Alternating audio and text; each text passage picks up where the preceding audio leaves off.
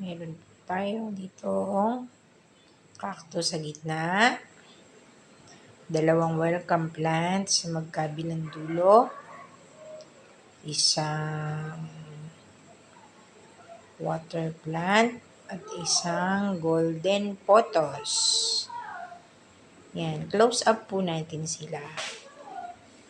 Ito po yung ating welcome plant. Yan ang ating welcome plant. Kahit hindi natin inilalabas sa labas ng bahay yan, ganyan lang siya, nabubuhay siya. Tapos, ito naman po ang ating golden pothos. Yan, lagi nasa tubig yan. Water plant. Yan, laging may bagong tubig yan. Ito naman ang ating cactus. Ang cactus na walang kaproblema sa buhay. Hindi mo siya kailangan diligan ng madalas. Tingnan niyo po siya. Yan, ganyan ang itsura niyan. Marami yan eh. Ganyan siya.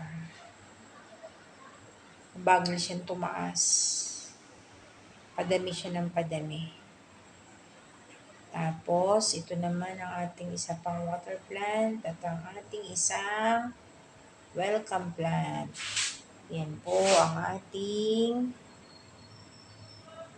halaman.